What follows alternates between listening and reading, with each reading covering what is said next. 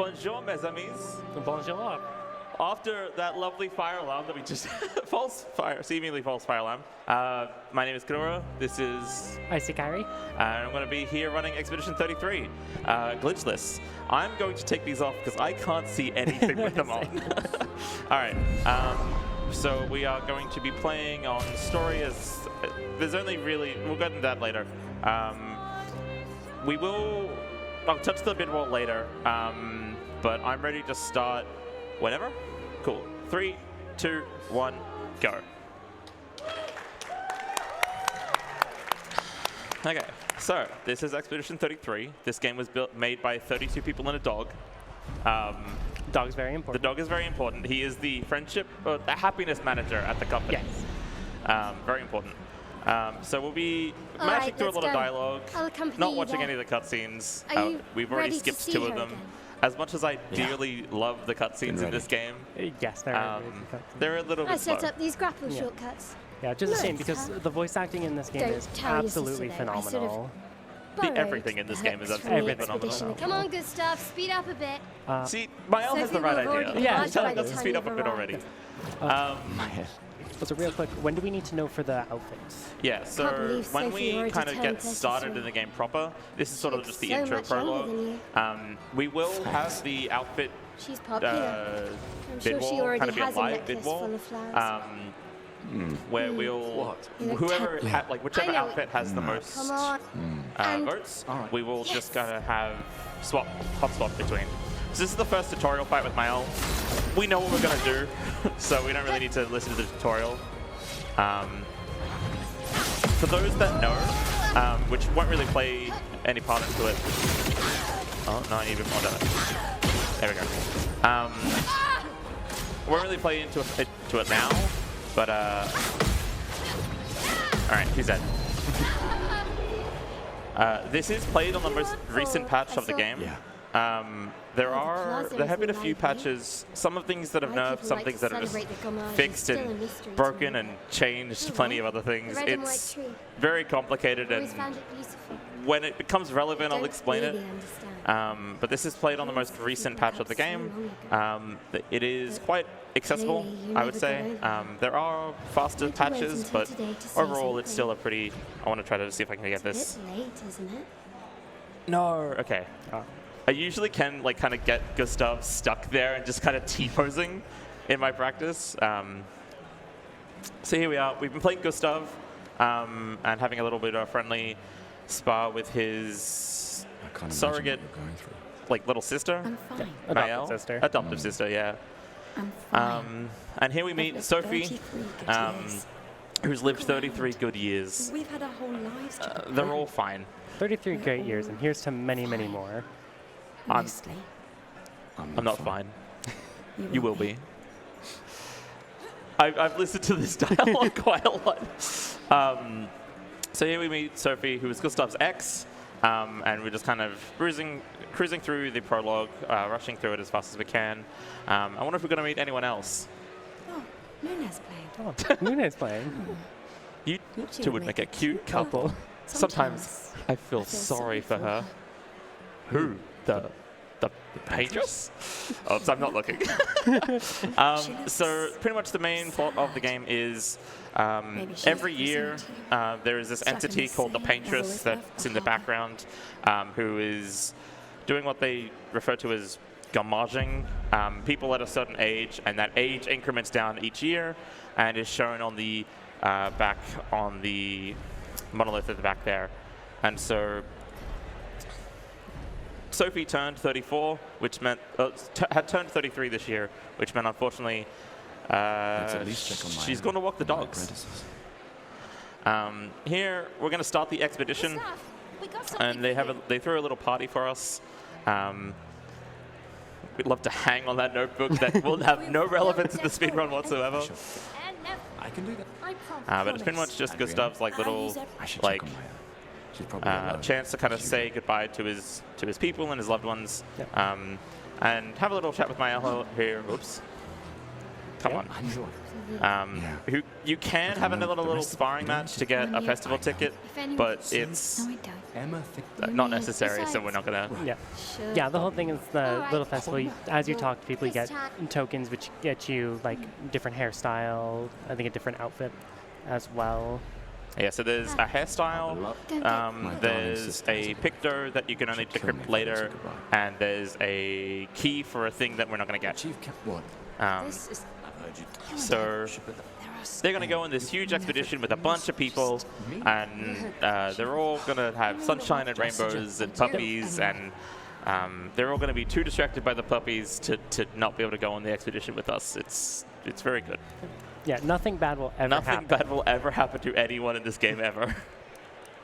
All right, so as we skip more cutscenes, we leave the prologue, we start Act 1, one more cutscene. There we go. So something bad has happened. Gustav is not looking so great. He's all better now. What is the current incentive bid wall for the outfits? All right, so currently Gomage is in the lead at $50. Flower suit following up at $15. And I'm going to botch this pronunciation. Expeditioner, sorry, is at $0. I have 2 donations if we've got time. Let me just clear this fight, and then there's a bit of running. Sure.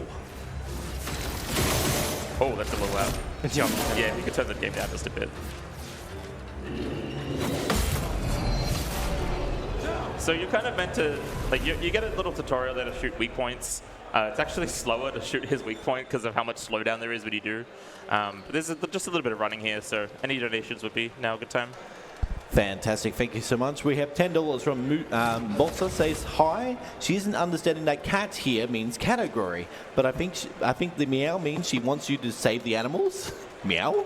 $20 from Chris with no comment. And $25 from Rise Friend saying, go Kenorah! Thank you so much for those donations, guys. We're also just under $50 away from hitting $15,000. We're very, very close, so get those donations in. Go to donate.AusSpeedruns.com. And as Kenorah mentioned, there is a live incentive at the moment to change the costume, as I mentioned before. So yeah, here we go through. This is kind of where you find out that like pretty much all of the expeditions have failed at this point. This is just slews of bodies of different expeditioners, and you get a little ambush. But our friend Lune's playing. Yeah, Lune's playing.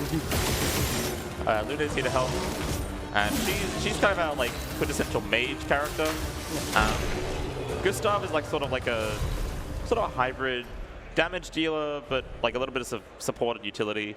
Sort of, I guess, paladin-ish, if you kind of have to like give him a class. And yeah, like every character that you get to play as in combat, they all have their own unique gimmick to them, which is usually represented by the little, like usually a gauge or something on the right side of the screen.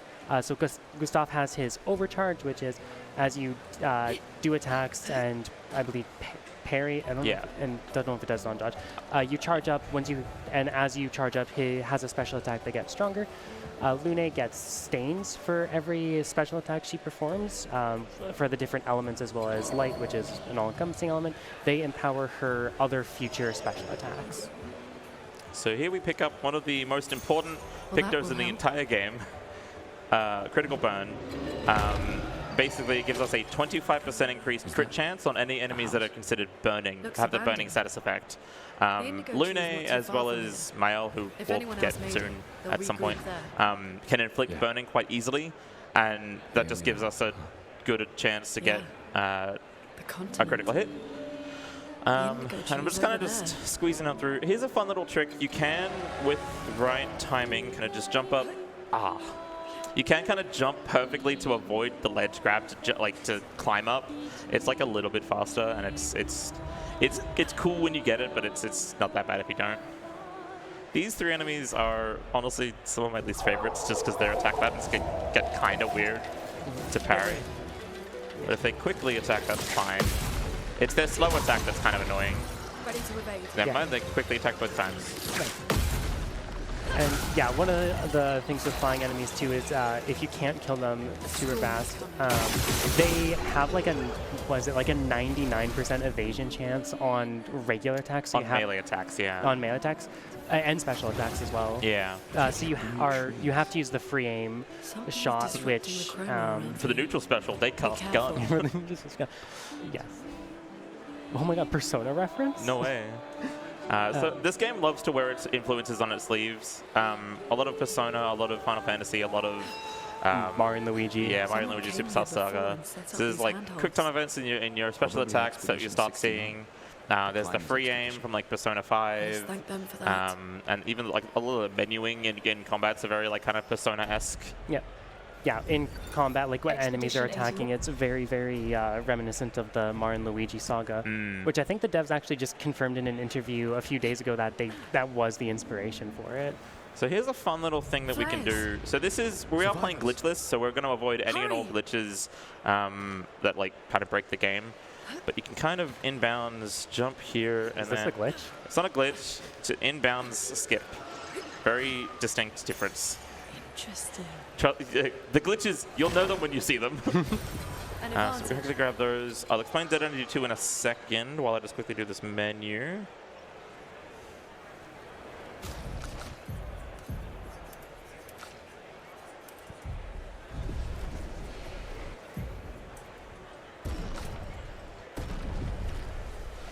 So here we can unlock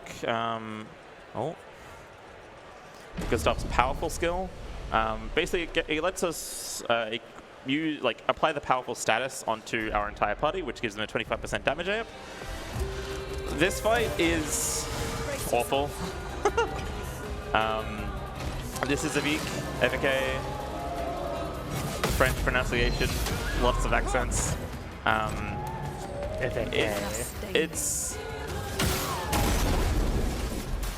It's easily the most inconsistent just based on how little tools we have available for us to use. And this like strat is like one of the more consistent, but it does require a crit from Gustav, which does mean it's about a 50% chance for him to get the crit. So there's just a chance that we don't get it. So if we don't, that's not the end of the world. We have like. We pretty much just he enters his shield phase. I'm missing those, that's annoying. And it's kind of annoying, but it's not the end of the world. If that happens. Okay, this is ideal, kind of.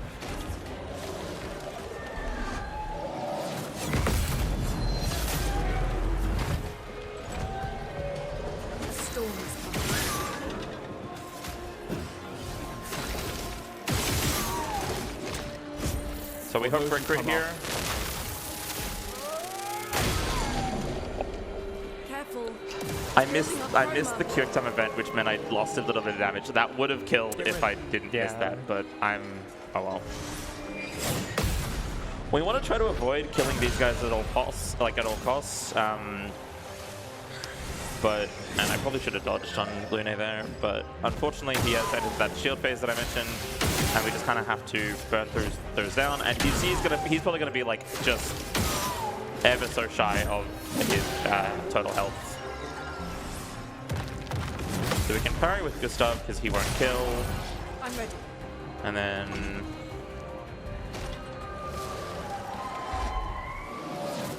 there's a number of ways that this fight can go, both with how Evike attacks, and we like to see his cast attack because it gives a lot more hits onto our main party. But unfortunately, he's been doing a lot of these single target attacks, which does mean that we're just a little bit shy on the ability points. So anytime you parry or attack, yeah, he had 36 health left. So that's a shame. Here we are. That's that first boss down. Honestly, it's only like, less than 15 minutes in, but it's probably the biggest run killer of the entire run, just because it's super inconsistent. Yeah, it can swing so far wildly if you don't get that crit. But it's a cool fight.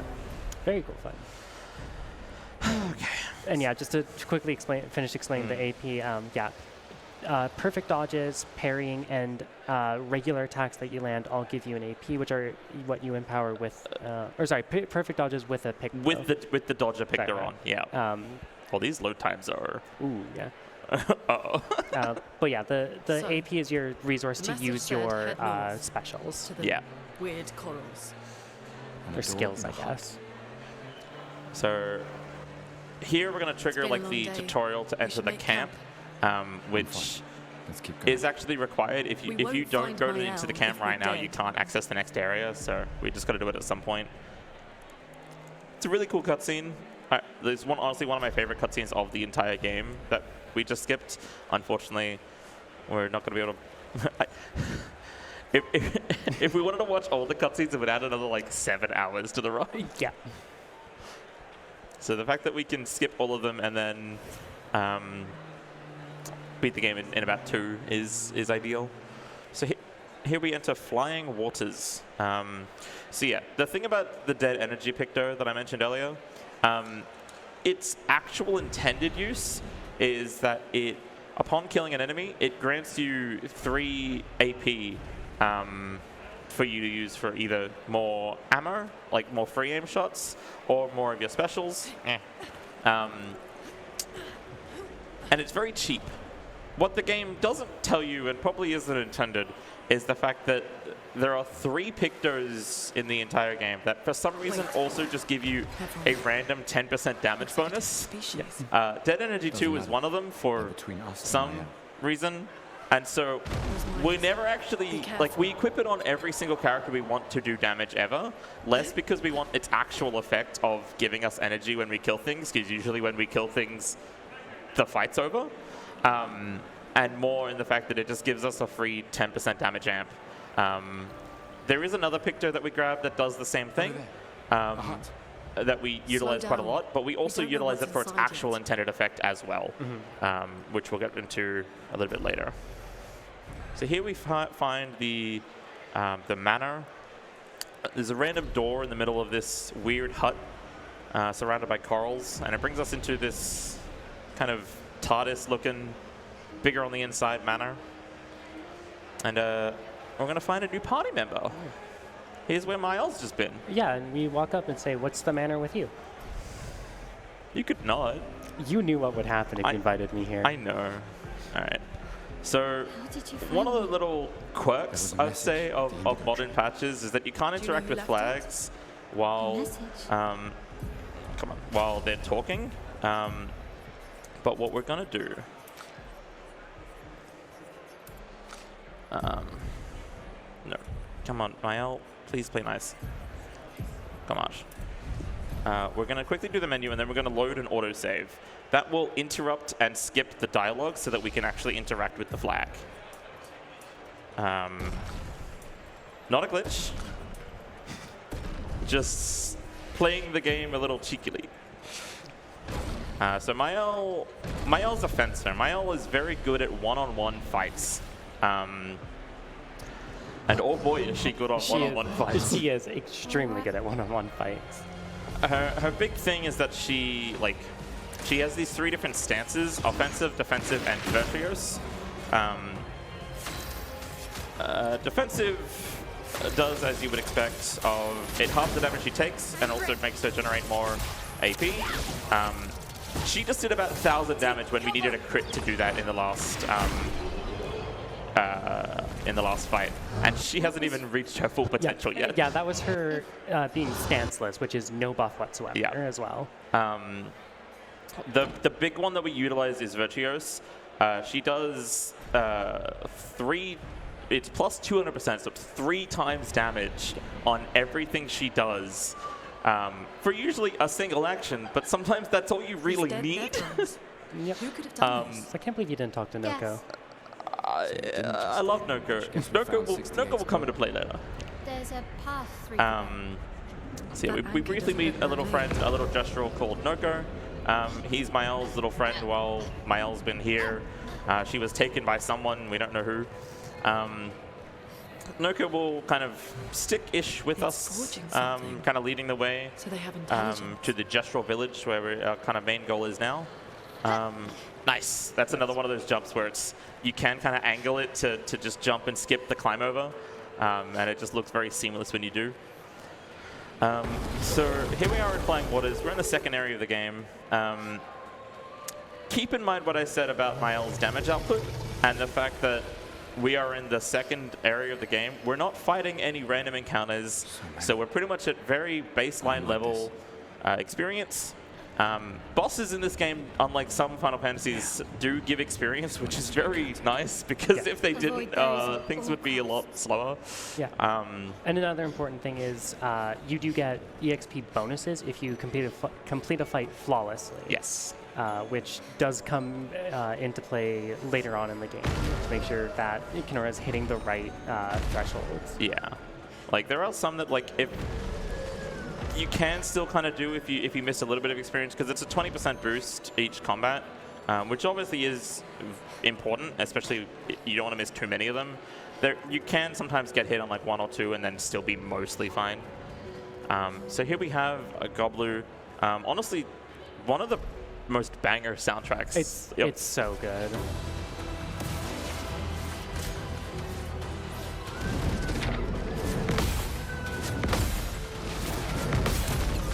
I guess something we kind of just glossed over when picking up Mael is with the Curator fight. That's the jump tutorial, which is very, like, some attacks will have an indicator to jump. You press the button at the right time, and it lets the entire expedition do a counterattack. Except this fight doesn't really utilize it, which is kind of weird, the fact that they teach it to you, and then Goblu, even though he does an attack like this, where he's creating like earthquakes, you think that that's like a jump counter, but it's not. Okay, there's that soundtrack. Yeah. All right, so this is my old damage output. We hope for a crit.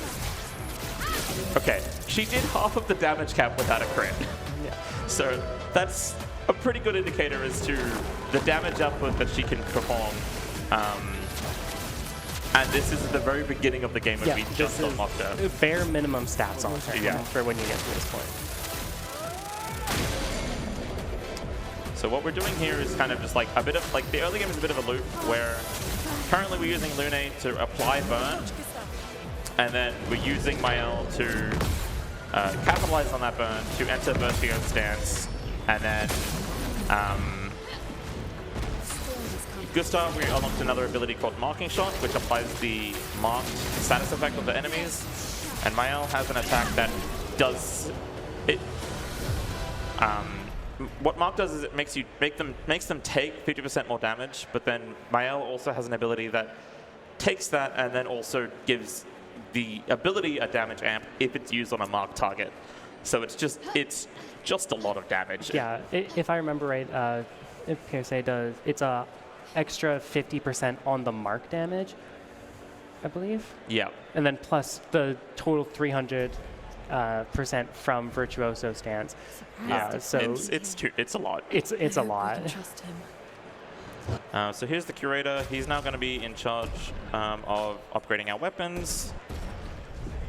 At least we can upgrade our While we're just kind of running through the next area, if there's any more donations, now would be a good time. Certainly, we have $30 from Ticker, with no comment, thank you so much. And $30 from a random Jumble saying beach. And with those two donations, we've hit over $15,000, which is fantastic. Thank you so much for those donations, guys. And as Kenorah mentioned, there is a live bid war happening right now. Well, not a bid war, it's like a costume war, I guess, between Gomage, a Flower Suit, and Exhibitioner. If you'd like to change the outcome of that one, currently Gomage in the lead at $50, Flower Suit at $15, and the Exhibitioner, nothing yet. So if you'd like to donate, go to donate.ausspeedruns.com. Thank you so much. So this is the Ancient Sanctuary.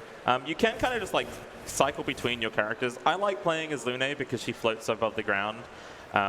Something that I picked up on really early is that you can hear the steps of all the other characters, but Lune doesn't, because she's not stepping. And ever since I learned that, I can't switch from Lune, other than one exception. I think my favorite thing is there's no actual explanation on why she is actually able to float. Yeah, I mean, so Lune is sort of, I'll finish this actually real quick just so I don't lose focus. So yeah, a lot of these fights are sort of like, in this early game are applying powerful with Gustav, applying burn with Lune, and then using that burn to get into Virtuo's stance with Bael, and then deciding to nuke whatever enemy. That was the wrong ability, but it's probably fine. It's not fine. Uh-oh. It's fine. I accidentally... Pardon? Oh, no. Oh, like, it's fine. I just accidentally did the wrong move there. I read the wrong script. Just a little... Got a little in of myself. Your first time playing this game, you are getting hit by that death explosion. Oh, yeah. And all of the enemies in this area, the Sakabates, will have this like little death counter attack that they have, where they crash into you and explode. It tripped me up for honestly probably way too long, especially because trying to parry it. But there's no real need to parry it because the fight's over if you dodge it. So if you, like, it doesn't do that much damage, but it can certainly make you lose out on that flawless buff of taking no damage in the fight, even as the last attack, which is especially rude. There are some encounters in this area where you do fight multiple of the enemies, so it does matter a little bit more in those. Oh, Lune getting a little stuck there. Okay, quick menu.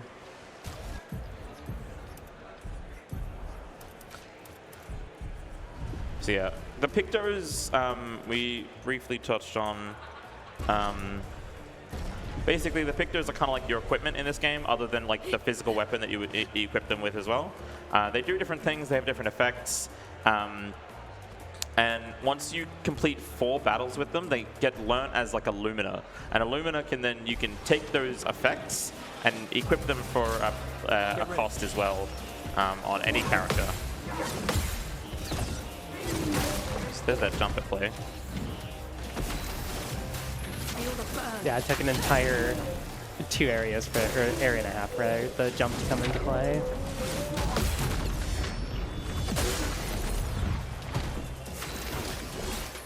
Let me help. So same old combo of burning, powerful, fifth stride. Now this fight has a bit of an interesting gimmick where a lot of the Sakabates around, you want to hit their weak point to kind of make them drop their, this one you're meant to break and then be able to aim it, but you kind of just hit it with its weak point and then just attack it anyway while its shield is still up, which is not what you're kind of meant to do. You're meant to fill up its stagger gauge and then use Gustav to break it to be able to have easy access to that, but you can just kind of get a good aim. That's a shame. Also, I love the like flavor text for that attack, where it's just it launches weird electric things. So Mael there crit and did 9,335 damage. Yep. That fight can go a little slower if you don't get that crit, but if you get that crit, she basically does max damage for the third like major boss of the game, which we're like 27 minutes in and she's already starting to do the damage cap. Yeah.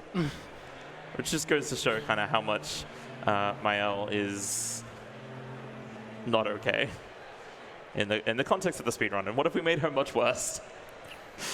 We can go even further beyond. Oh, we could go so further beyond. So here's the Gesture Village. We pretty much, we learned that, I should probably do menus before I start talking, so I don't get distracted.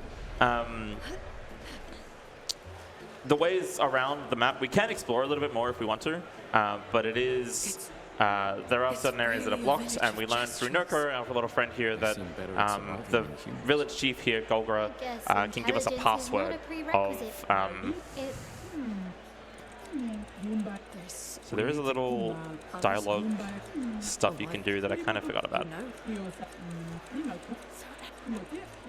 Why? Why? We all Why?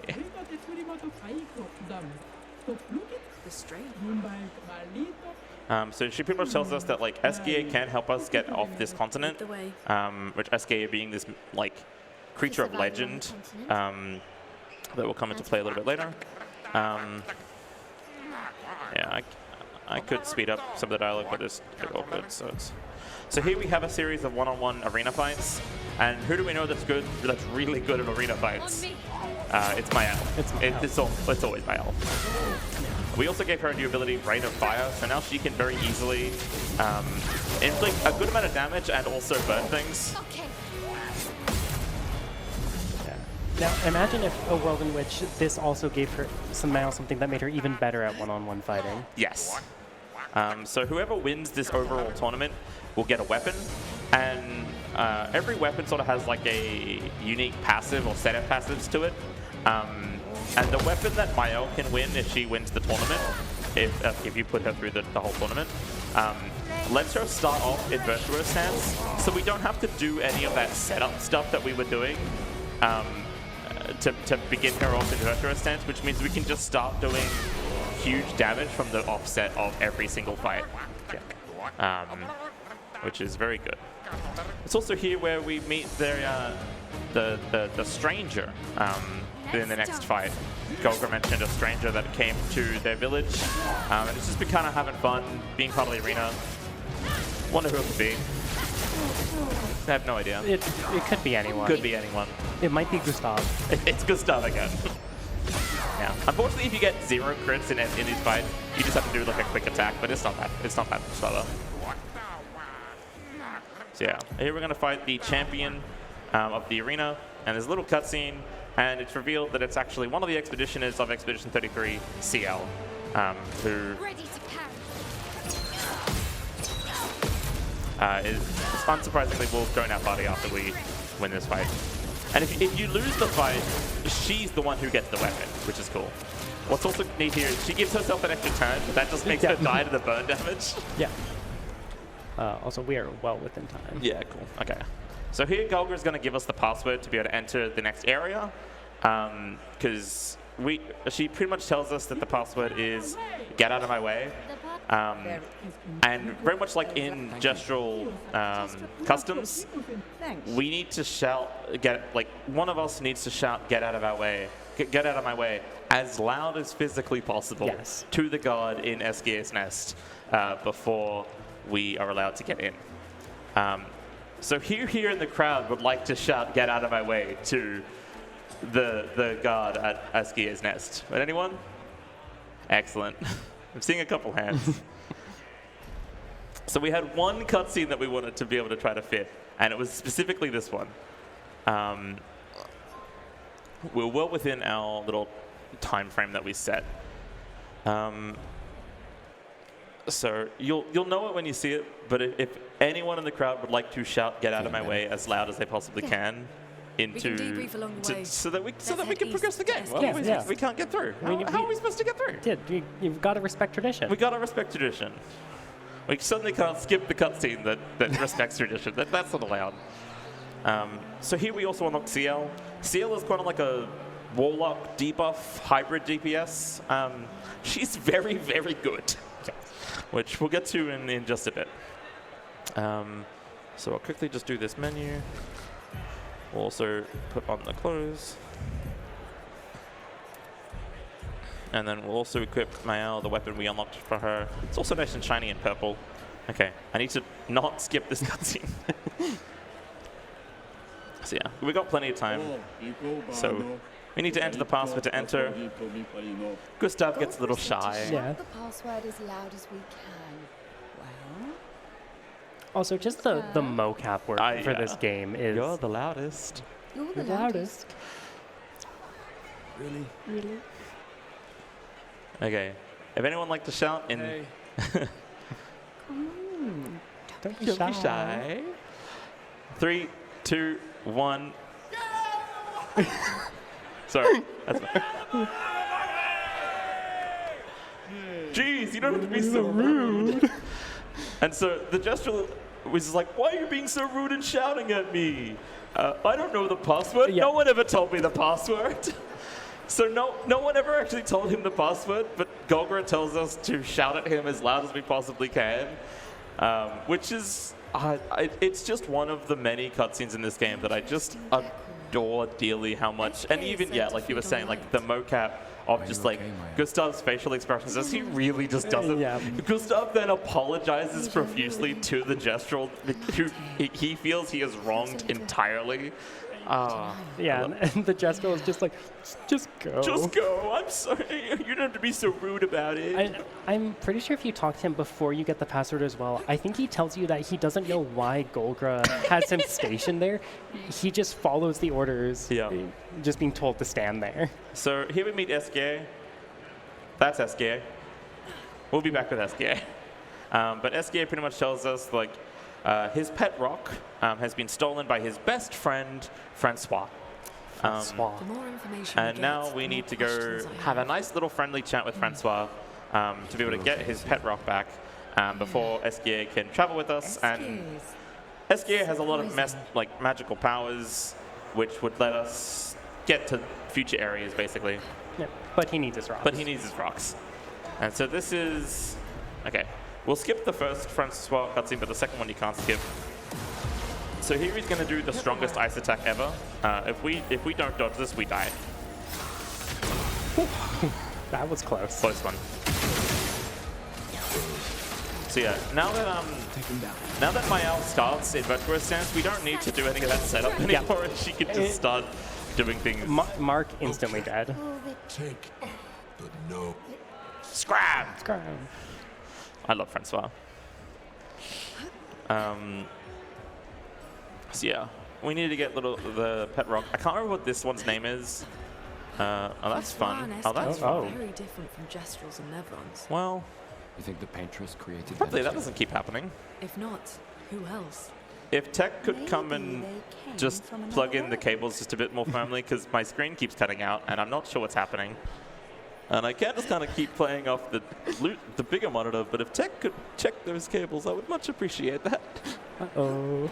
Could I jump in while we got some go time? for it. Sure. So we got quite a few donations coming in. So we had $50 from Anonymous saying, put this towards a rival Trouble in Fire Red Leaf Green to match the Hornet trainer name.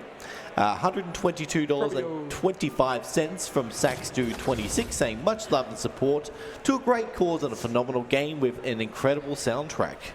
And a couple more. We got $50 from Gestural saying no comment.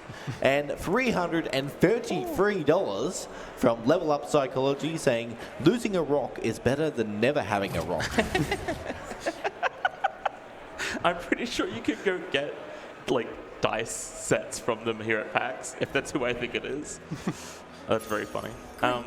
So here we pick up one of the nicer pictures that we can pick up. Energizing Start 3.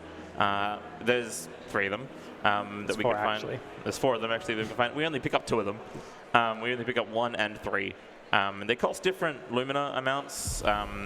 There's like passive costs that we were talking about earlier when you unlock them fully. So this is SK. He's our mount. He's our airship for the game, but he's not an airship yet. He is speed. Acceleration. Well, I didn't want to get off him.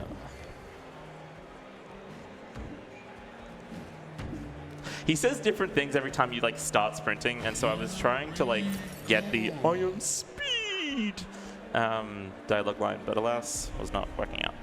So there we pick up Energizing Start 3 and Energizing Start 1, and those let you start off any particular combat with an extra point of AP, which can just sort of help where we need to get very specific thresholds of our turns.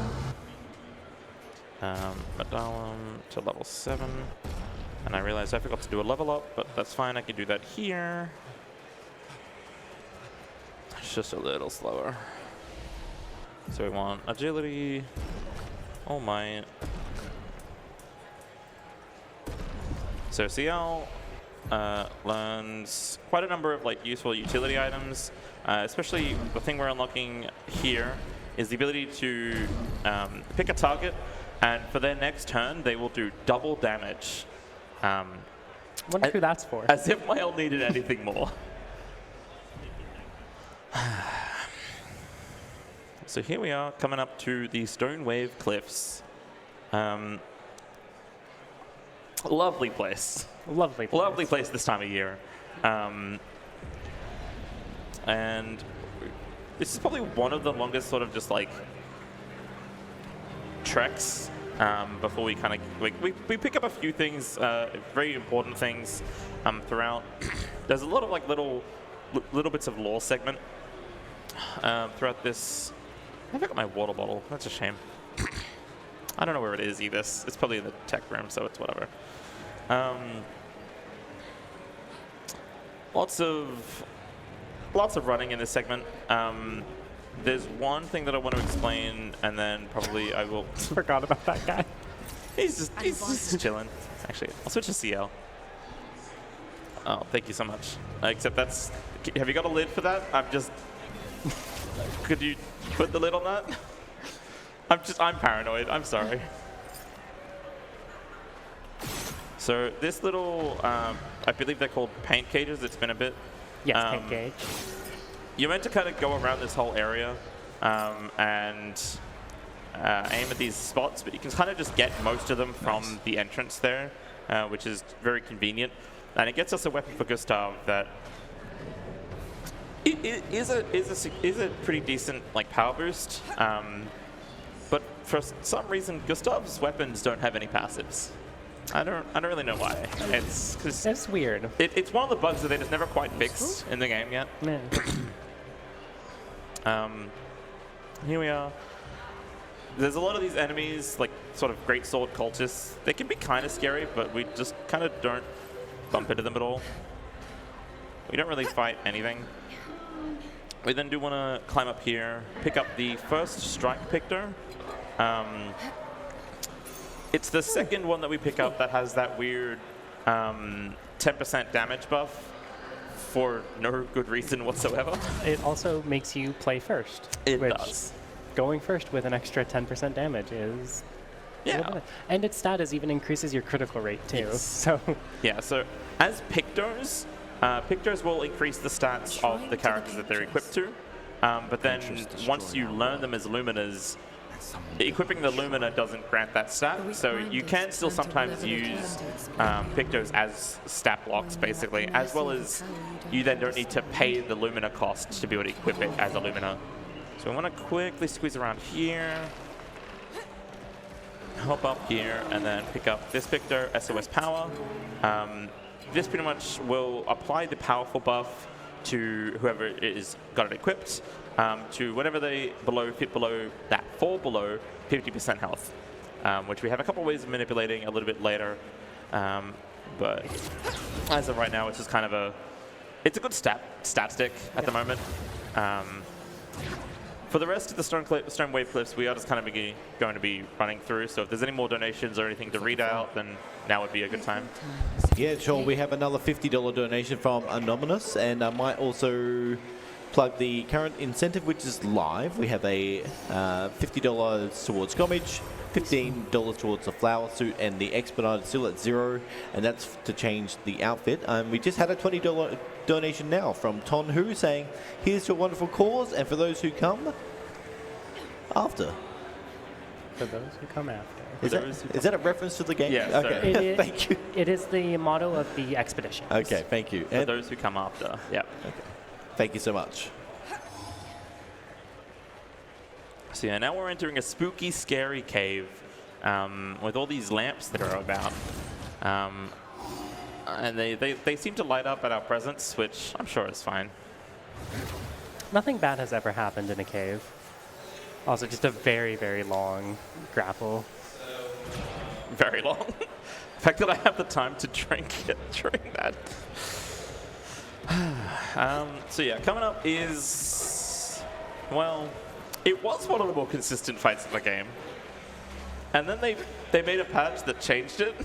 Yeah. And now it's one of the most inconsistent fights in the current patch, which is a bit of a shame. But we can sort of just fly by the skin of our teeth and kind of just figure it out as we go. Up next is the Lampmaster fight. Basically what they changed was in between each of his attacks, he would do like another attack, and that used to be able to be counterable. But it's not anymore, which means we lose out on precious counter damage. So I'll quickly just do this menu. And also, yeah, the whole reason you're even here is we're looking for SKA's pet rock Flory, because he needs Flory to swim.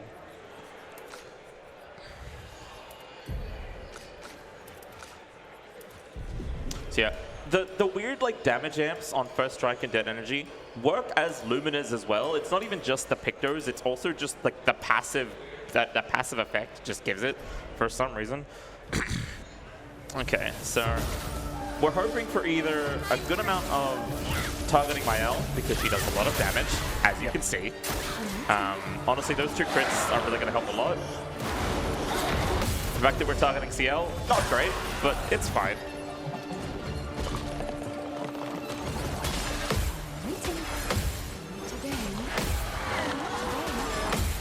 Yeah, so this is currently not going fantastic based on that.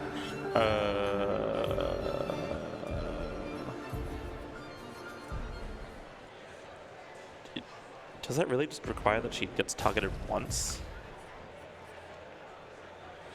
Apparently, okay, well, I've literally never had her not targeted once ever. That is shocking RNG. That was certainly a weird one. Which means we're probably not going to get as many crits, which is a shame. Yeah, so. And it's still targeting CL. CL got a crit though. Yeah.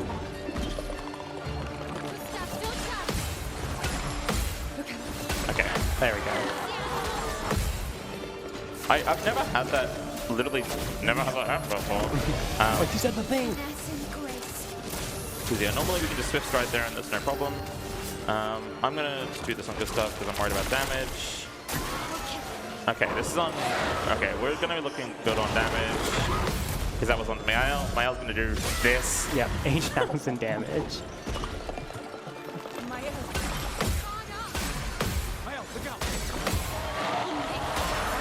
Yeah.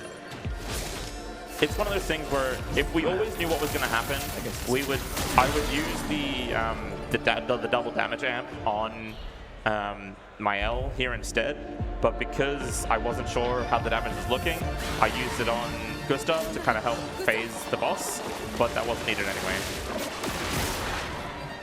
But here we are. So Lampmaster in phase 2 will do like a lamp ritual. You're meant to shoot the lamps in the order that he does them. We're not going to care about that. He just does this attack, which is really easily exploitable anyway. So it's fine that he doesn't do that. And here, this should be what kills him. The burn will kill him. Okay. Yeah, nice. That was easily the worst fight that I was worried about, so.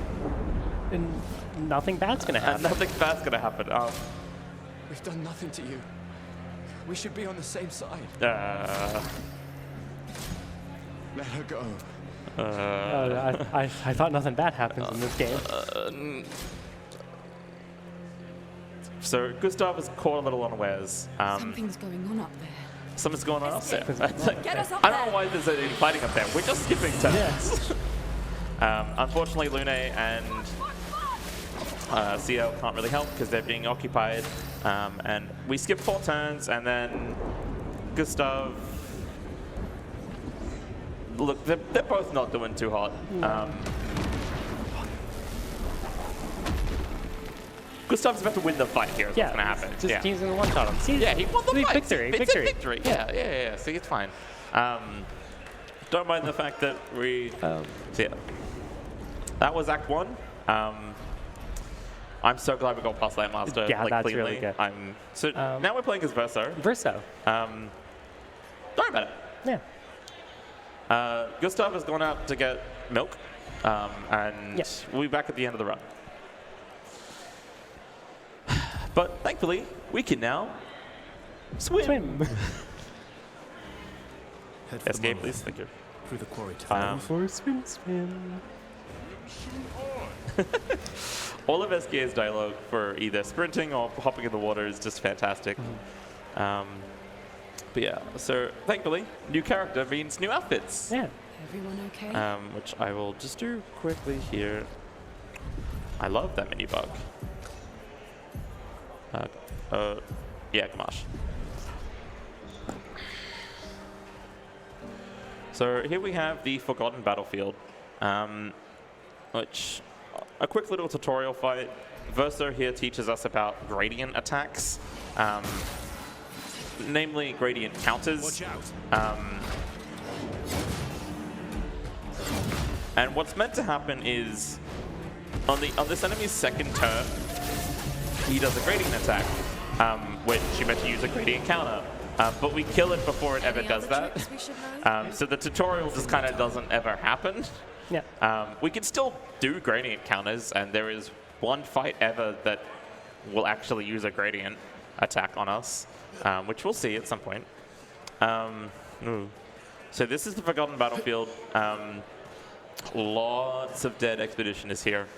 Many, many mounds of corpses. And we're just hopping over them. Yeah. La-di-da. Yeah, just a nice jaunt through the twilight.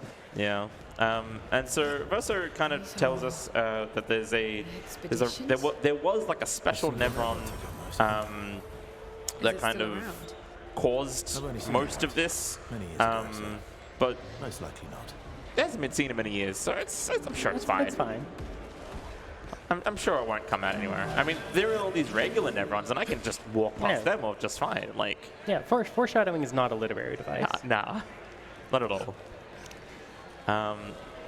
So in this next battle, also, while Gustav is out getting milk, Verso has loaned all of his equipment, both of what was equipped and weapons. Yep.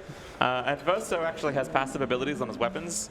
So the Dalaram that we picked up in the last area starts him off at like it gives him his whole thing is kind of Devil May Cry style perfection ranks.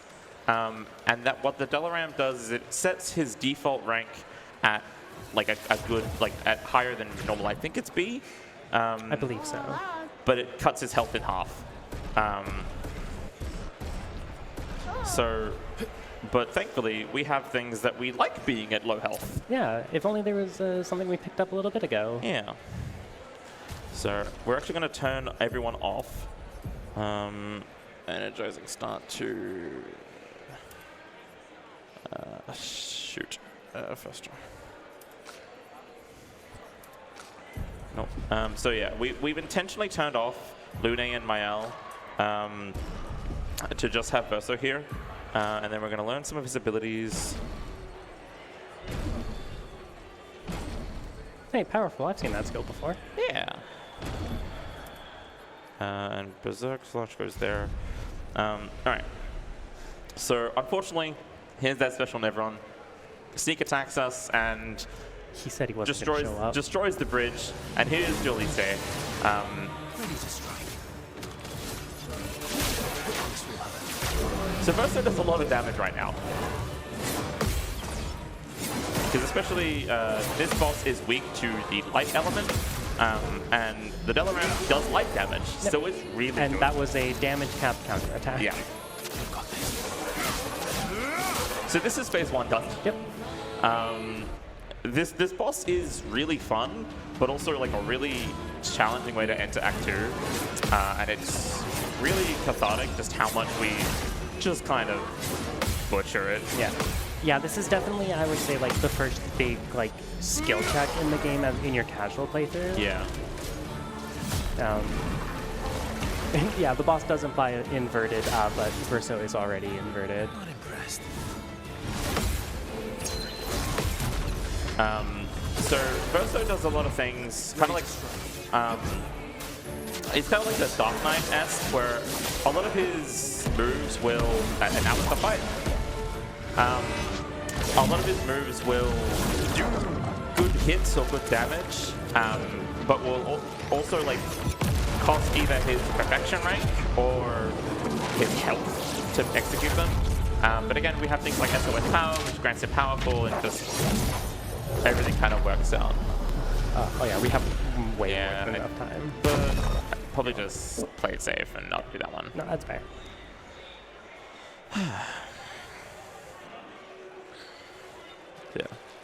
Yeah. We do get hero weapon for Verso called Dualiser. It's one of my favorite weapons in the entire game. Basically, what its main passive is that whenever he does like a normal attack, it grants him a second turn.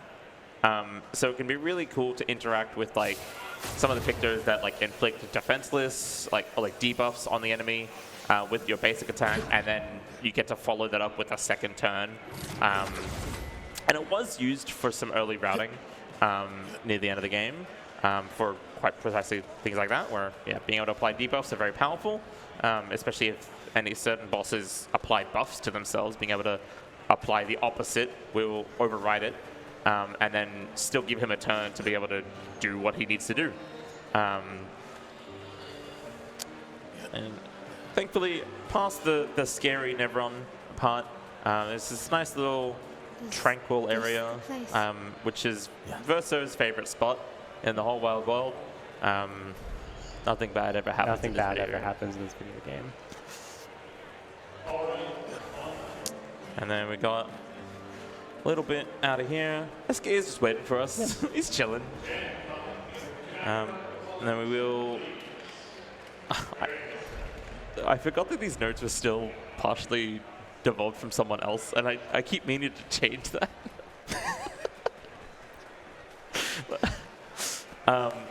So Verso tells us about, again,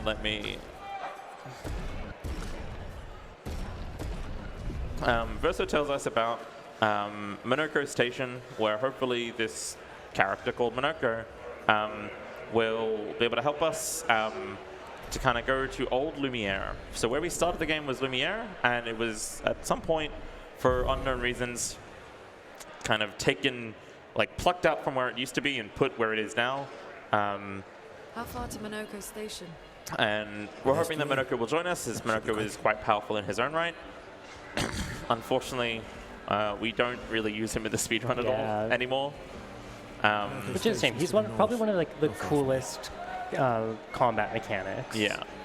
So if you've ever played a Final Fantasy or anything like that, he's a very typical blue mage, where upon defeating Nevrons, most unique Nevrons will kind of let him transform into them. So they get I did. So there's one moment where I have to override the outfit that they put back on the Verso. Is it true before the fracture? And while Monoko can be quite strong, he takes too long to be able to get to that point. Yeah. His baseline kit is very poor. Is that a grunt? And because it requires killing enemies, like random encounters, we don't want to do, and it never really pans out. Yeah, and in addition to that, he has essentially a combat wheel of different marks that all buff different one of his abilities. Each ability then moves the wheel a certain amount. So to maximize it, you have to have your wheel set up properly. Oh, wow, but we do get a fantastic song to fight him at. Just try it. Except, there we go. Just try it. God, I love the skate soundtrack. It's so good. This might not kill. Never mind. No. You got the crit. Yeah. So that was the one-on-one Monoko fight. Well, it's not one-on-one. It's usually party versus Monoko. But we're still in that state where Verso kind of does a lot of the damage we want himself. And he is still going to do all of the damage in this fight, but we want CL and Mael to kind of get more experience than they normally do if they are not part of the party. They call it revise. So here is where Monoko is actually going to teach us about gradient attacks ourselves, which basically every special attack that we use, every special skill that we use, will charge up the gradient charge meter a certain amount. And then once that reaches 1, 2, 3, we can use gradient attacks of our own, which are quite powerful. And then expend that charge. They also don't... So it's a little complicated. The game says it doesn't use their turn, and while that is true, it's not exactly true. So whenever, and now Monoko joins our party, which, speaking of, is Gamage outfit. We put him in a suit.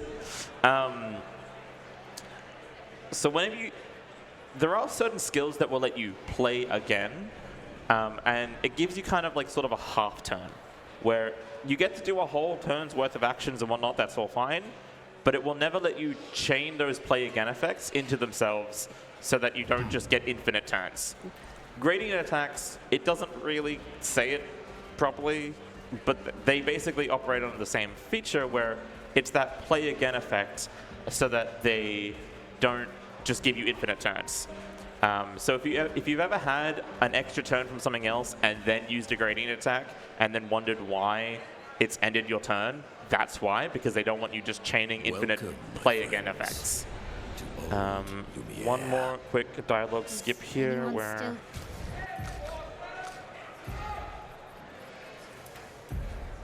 Lune, first strike. They would sit there yapping, but we want to access the menu, so. 54, 60, nope, 45. Okay, and then we want to do a little bit of shopping. Perfect. All right. But yeah, so gradient attacks will be quite useful. We will pretty much use them in every single fight other than the next one until the end of the game. Especially one particular one of them is just very good based on, like, we are reaching the point where we are, yeah, that bit's always loud. We're reaching the point where we will pretty much almost always do close to the damage cap with each of our attacks. Yep. And so what we're looking for is number of hits. The more hits we can do with each particular attack is what will be kind of the defining factor. And CL's level 1 gradient attack has 10 hits.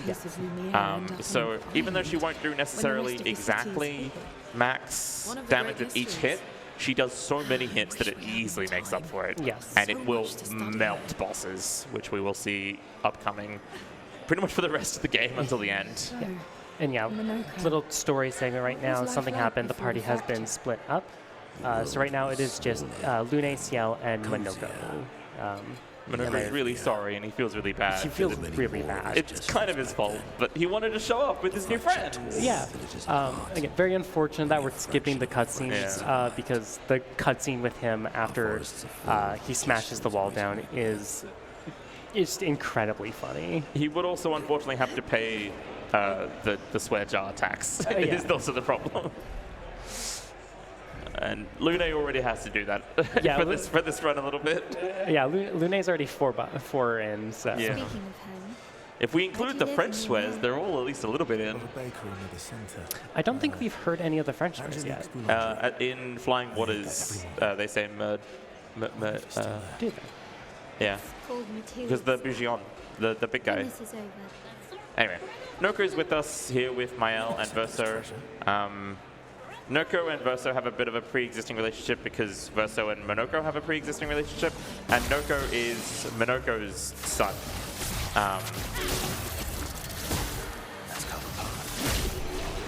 And then, weirdly enough, after this fight, which is a forced fight that we have to take, Verso just disappears. He saw how much damage Milo was doing, and he knew she had it handled. Yeah. I'm still here. He'll be back. He'll be back. I love that, like, a lot of the gestural is, like, mostly gibberish, but there are certain lines that you can kind of hear, like the, he'll be back. So we do have to kind of get this Picto here, which is very good, but very tricky. Nice. Nice.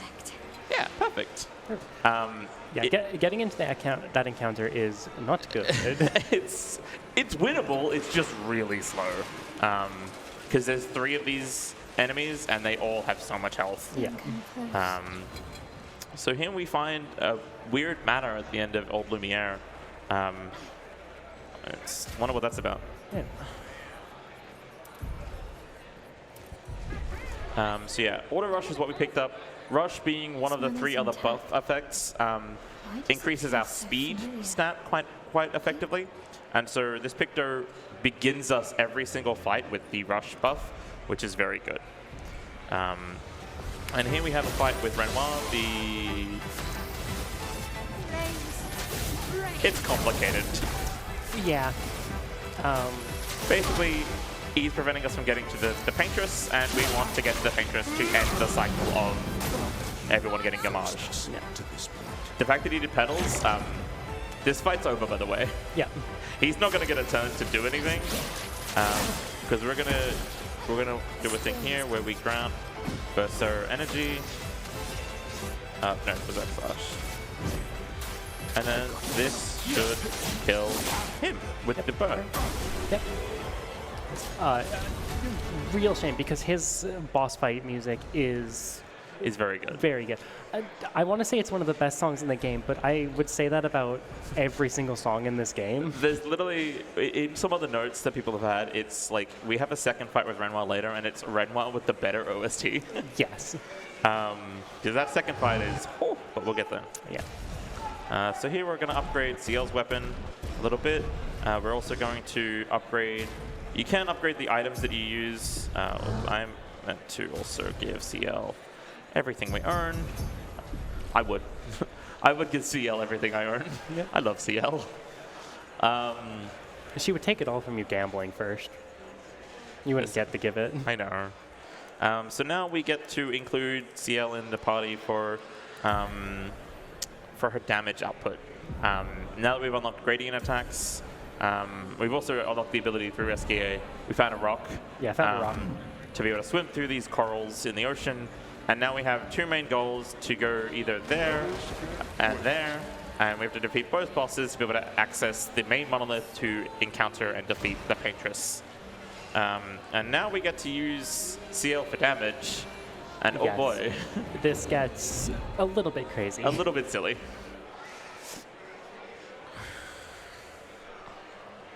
So here we are entering Visage Island. Everyone's all dressed up and proper in their Gammage outfits. Yeah, I feel like we're a bit underdressed for the run now. So it is a bit of a shame that you can't get the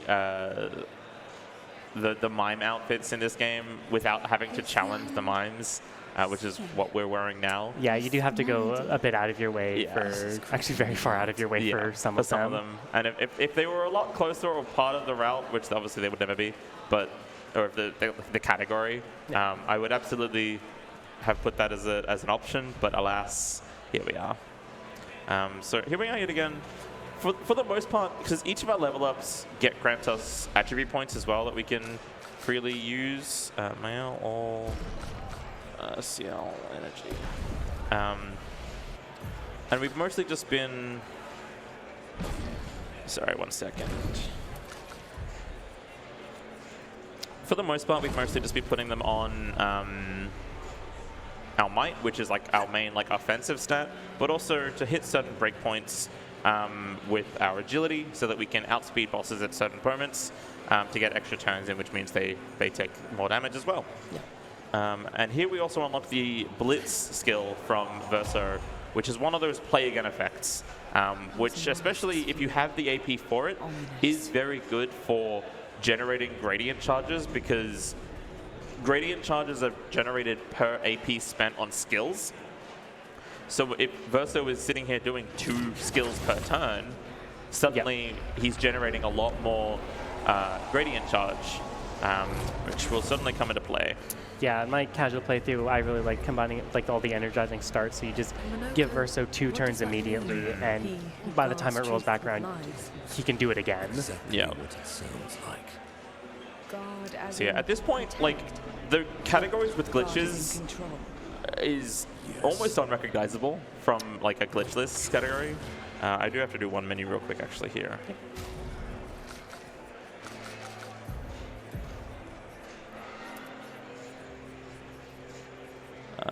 First strike.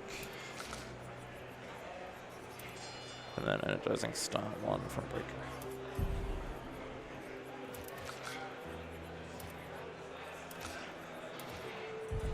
Cool.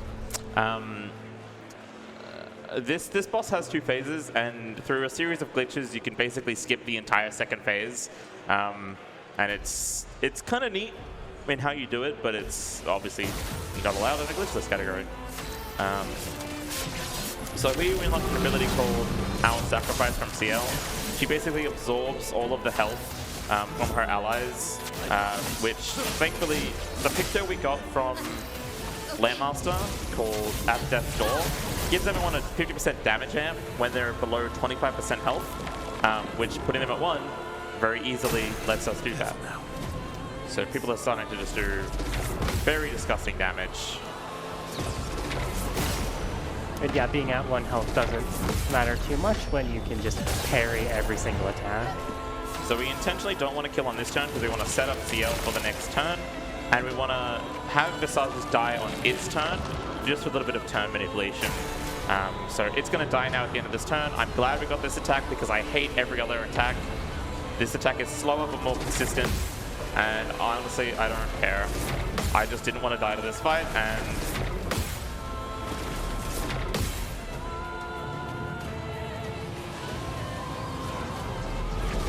nice. Like, the other attacks are plenty consistent. They're just really hard to time. Yeah, some of his attacks are very fast. So this is phase 2 with Master Keeper. You'll see that even he's not really going to last very long. And now that we have a Gradient Charge built, and CL has set herself up to do double damage, it's going to very much kill him because we've got a few good crits. But you can start to see the damage that CL can do with her Gradient attack here. And especially as that comes to like more max hits, because as you might have noticed, we had no way of putting CL in very low critical amounts of health. So once we do, then she can start doing some very disgusting damage. And even then, she was still doing like 4k per hit. And so when the best we have is Verso doing Berserk Slash with 3 hits at 999, like she's still out damaging. She's still out damaging, doing 10 hits of like 4.5k. Yeah. And then, one of or CL's main combat gimmick as well as she has 2 flavors of ability. Yes. One applies a Sun Mark, which is a buff, that gives everyone a buff, and then the Moon Mark, which I believe is AP. Yeah. It gives. When she has both marks for herself, she goes into Twilight, which gives her a 50% damage bonus, as well as applying more Foretell, which is like a debuff that other skills can consume later on. Yeah. I don't know if we use that. So the Foretell we use a little bit, but mostly just for damage sake. But the main thing is putting her in Twilight stance for certain fights as well, especially with a weapon that we get upcoming soon. Empowers Twilight stance even further, because of course it does. Again, turning that like 50% bonus into 100%. And with her stacks of Twilight stance, she can just do some very good damage. So we also picked up Immaculate there. So now Immaculate is very good as well, where CL will do, I believe Immaculate is 50% more damage until she gets hit. Yes. We don't plan on getting hit anyway, so it's going to be fine. It's going to be great. Yeah. This section is a lot of waiting around on these platforms, and this is probably one of the longest movement sections with just not much left going on. So if there's anything to read, now would be a fantastic time. Perfect. Thank you so much. We have $25 from Anonymous saying, did you know the French spider is, now I'm going to try my best to pronounce this, Laudre. Time to make the trainer name Hornet. That was terrible, I'm so sorry. $33 from Boop Smoke, saying, God meeting or beating up the damage caps will never not be satisfying. Put this towards the flower outfit, which means it's $3 away from overtaking the garbage outfit. It's very close. So if you want to change that, you could get your donations in.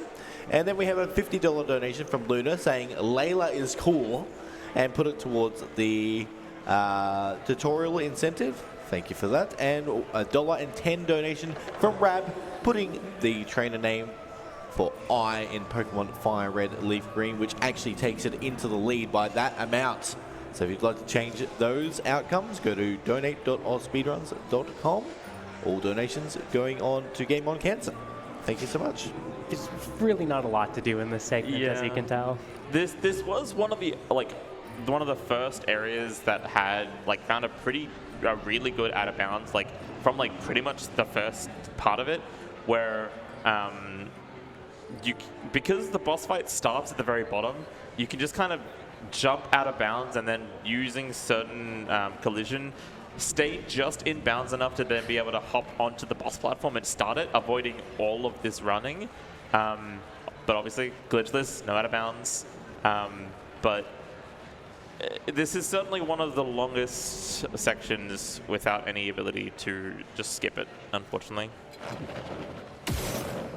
So yeah, something that we never really touched upon, but we did a little bit with the paint cage. In the overworld, you can use their free aim shot to either hit those paint cage marks or to also hit and stun enemies. That enemy is just perfectly in the way and there's no easy way around them, so we just quickly hop out of a sprint, stun them, and then run past them and not have to dodge them. The next mini-boss can actually be stunned in the same way. It's very much not felt like it's meant to be. Yeah. And so that's one of the things that was kind of debated being allowed or not in glitchless. Because there's one similar case near the end where a fight that you're kind of forced into, it can't be skipped, but it can be fled from. And the decision was kind of, because this fight can't be fled from, that we won't allow the skip for it in glitchless. But the other one later on can be fled from just normally in battle. You can do it casually.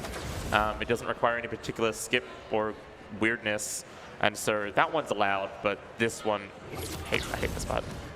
This one is not allowed in glitchless, so we will be fighting the next boss. It has one attack that I hate the most in the entire game. I'm either hoping that we just don't get that, or I'm just not going to parry it, because the parry window on that's really awkward and awful, and I don't need the AP for that fight, so it's fine.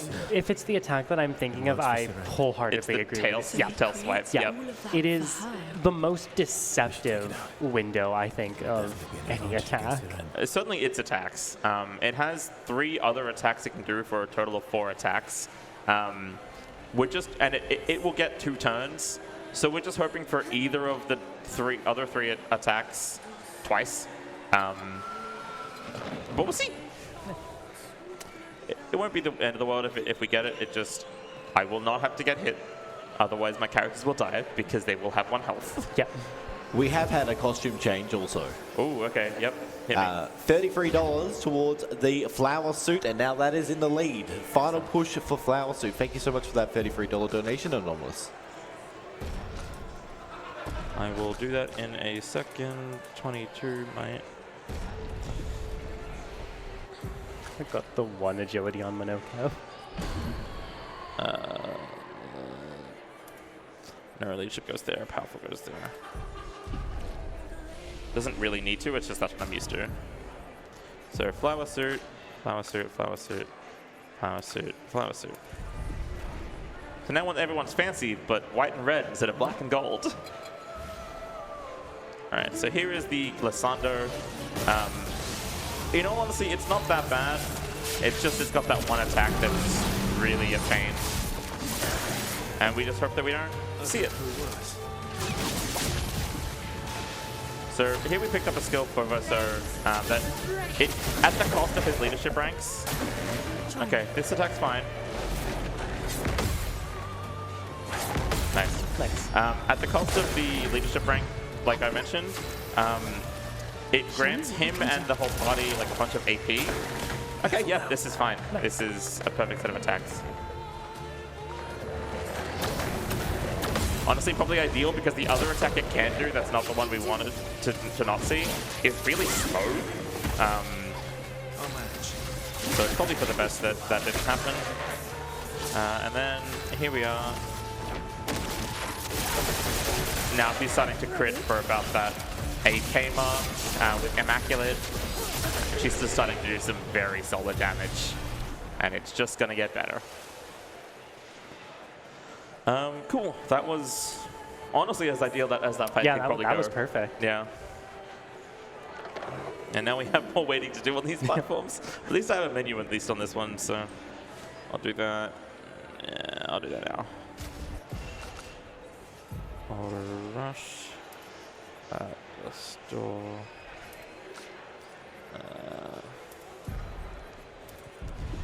I'm usually much better at these menus, but the nerves are getting to me with everything, so it's just, I'm glad I have my notes with me here because I would freeze and blank. Well, especially like trying to do those menus fast. It kind of functions like if you've ever played the Kingdom Hearts games where you can essentially kind of like pre-do actions as the next menu loads in.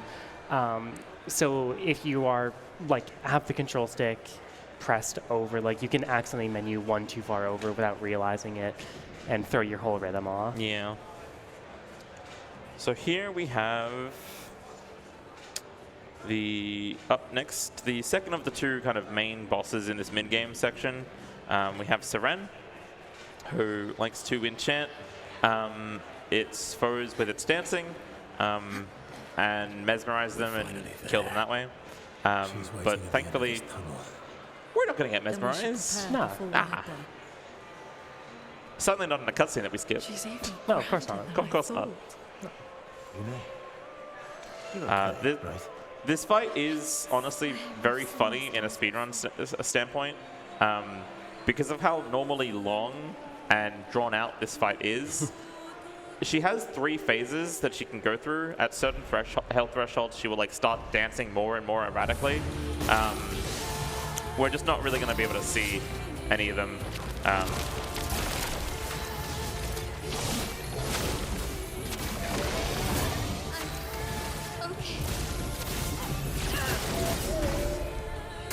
So here, this is going to be her one and only attack of this entire fight. And it's super simple because she's not dancing erratically yet. And would you believe me if I told you that she's dead now? Yes. She is going to, at this much health, she's going to be dead. I have seen what Ciel and Mael are capable of. Yeah. Oh, it's not even going to be Mael, really. It's just Ciel. So then, play again, fine. And now, Ciel does Ciel things.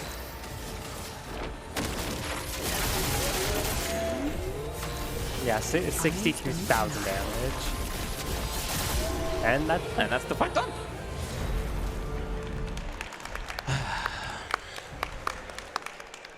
And for our efforts of defeating that boss, Ciel gets a brand new fancy weapon that is much more powerful than the previous one that she had, which means that she's just going to do even more damage. Yes. Because that's what she needed, more damage. Yes. Yeah, the downside is not starting in Virtuoso stance. The upside is... Ciel. Or sorry, Ciel. What does that say? Talk about the parry breaker.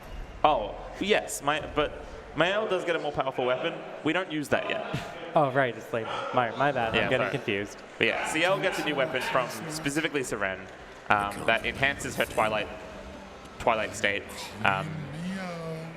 Because every character is kind of just as equally broken as each other. Like, there is a lot of memes and a lot of jokes about Mael being as strong as she is, but like, really anyone can kind of be very broken.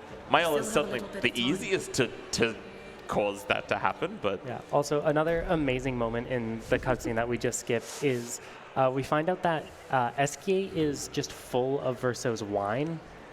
Verso stores all of his wine unbottled inside SKA, and so they have a giant party to celebrate finally being able to get to the monolith.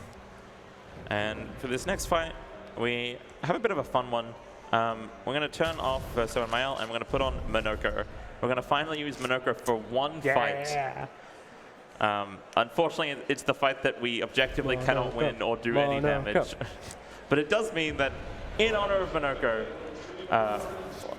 we will run through as our boy. Monoko, Monoko, Monoko, Monoko. I'd like to try to like have like a front-facing angle, but it's hard to see where I'm going. Yeah. Monoko has so much hilarious dialogue. I love him to bits. I love using him in my casual playthrough and as many times as I can for like a lot of stuff. It's just he takes so much investment to get like good, especially when characters like CL and Mael exist that just kind of don't need as much. So something we didn't really explain. We got a thing before Dueliste Day called the Inverted Affinity Picto, and what that does is it applies the inverted status effect, and what that means is that any healing we take will instead be damage. But what that Picto does is it lets us, whenever we have that status effect, it grants us a 50% damage boost. So we're gonna heal CL right now, which is gonna cause her to take some damage, and then we're gonna use the upgraded healing pot to cause CL to die. My, what a lovely feat. We got the line. Yeah. So yeah. And so with CL ending this fight at 0 health, she will, like, when this fight ends, she will be at 1 health, which normally she has very consistent ways of being able to set up. Also, yeah, the lower the health in the overworld, it just covered in blood. What's that thing? Why did it help us inside? I'm just gonna play it safe and do that now. So yeah, normally, well yeah, CL has ways to put the entire party into 1 health for the things like SOS Power and at Death's Door, but she doesn't really have any way to put herself at 1 health. And so for this next set of fights that we want her to be doing as much damage as she possibly can be, we want her to be at 1 health, which, yeah, people had devised a strat to, in that previous fight that we can't win anyway, to, on the turns that we sort of have to waste, CL has an ability that lets her heal herself, which helps this setup in conjunction with the healing item to just knock her out from 100% health, which is very good because it means that she's at 1 now and she's going to do even more damage. It's a shame that there's not a very specific Picto that you can pick up in the run that makes setting up her health even easier. There is. There is a Picto that like that, but unfortunately, it would be way too out of the way to get it, as well as like too much of a Lumina cost. Like, even with the upgrades that we gave her, like pretty much everyone uses precisely as much Lumina points as they ever need, and rarely will ever have like any more than like precisely how much they need. Yeah. So, for what I'm referencing, there is a specific Picto that when it is equipped, it just kills you on your turn start. You just explode and die. No, the explosion's a different one. You're right, the explosion is a different one. Yeah, so it's meant to be used in conjunction with, it's a gimmick strat where there is another Picto where when you die, you just explode and deal massive amounts of damage, which does enough damage that it can actually end a lot of little mob fights in a single turn. But obviously it's not consistent, it's not actually a good strat, it's just funny. So here we are in the monolith, finally. We're trying to reach the Paintress to finally put an end to her reign of terror.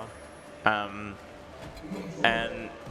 like, as kind of a lot of these games go, sometimes this is kind of just like a bit of a victory lap of all the different areas that we've been in, just like one long running segment. So if there's anything to read right now, like I'm just going to be running for the next like 2 minutes, 3 minutes. It's a long one. Perfect. Oi, Kenorah. Glad to see this run is going well. Put this towards the Pokemon trainer named Hornet, and that means Hornet has actually taken over the lead from I. And I would actually prefer that I wins because it's less characters. But yeah, it's only $3.90 the difference. So if you want to get your donations in to change that one, you can go to donate.ausspeedruns.com. And I might remind you guys that we're here raising money for Game On Cancer, a charity that which funds early career cancer researchers who are working all across the areas of cancer research to make this the last generation to die from cancer. Thank you so much. Thank you, everyone. Her husband? Yeah, almost 16K by the like midpoint of Saturday is wild. I think that already beats last year's total. Yes. So here we are picking up one of the final pickups that we pick up. That was a lot of buzz. Weakness gain.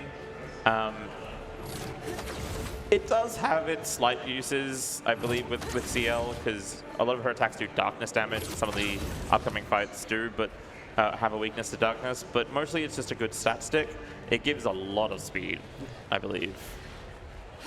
And that can really help get past certain thresholds. Whereas instead of having to put those points into agility to get that speed naturally. So we can do a bit of a jump here to avoid those enemies. And there can be some enemies in this section that can kind of catch you off guard. we're just not gonna have a look at what's happening over there. That's nothing over there. There's lore over there. We don't need that. Here we have the nice little pretty snow area. Yeah, it's Minoko Station that we spent all of 2 minutes in. Yeah. This does make me think, because there's a side area right next to Minoko Station called Frozen Heart, and a lot of this section has bits that reference Frozen Heart, which make me think that in earlier parts of development, Frozen Heart was more meant to be like a full dungeon that would lead you to Minoko Station. Yeah. But it is still a very fun area, but it's just very optional. And so it's kind of funny seeing so much of more Frozen Heart here than Minoko Station when we go into one and not the other. Yeah. And there's so many little like collision things, which like normally you would never really cause any issues. But when trying to go in a direct path in a speedrun and it's just getting caught out here and there, it's fun times. I do love the snow physics in this area, though. All right, so, and here the train will take us to Tainted Lumiere, which is kind of the Lumiere section of the run back. No, I will do this part here. Agility all. And then here we pick up one of CL's best abilities, Sealed Fate. And what that does is that it does 5 hits, I believe, in total. And if it does a good amount more damage per hit for each of those foretell stacks that CL loves to apply on enemies. And if she were to ever crit, which is most of the time, each of those attacks don't consume a foretell stack, which is also just really nice to kind of keep going into itself, and if you have the AP. I don't understand. We will only ever need to use it once per fight, though. Well, per phase, I guess I should say. Yeah, but we only really need to use it once anyways. Yeah. It does do a lot of damage. So here's where we started the game. This is where we met Sophie. It's looking a little different now. It's looking a lot different. There's more rocks. There's a lot more rocks and gold, and the harbor's a bit different. Just a smidge. There's a giant rock in the way. No, I think that was there before. Oh, was there? Okay. Yeah. Okay. Maybe I'm just forgetful. It has been an hour and a half. It has been an hour and a half. Alrighty. So one last, probably one of the bigger menus in the game. Right before this very inconspicuous. Nothing bad ever happens in this room.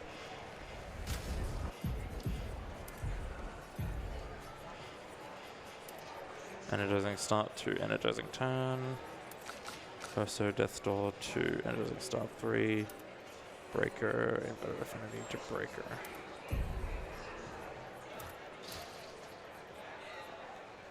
Verso inverted affinity, yep.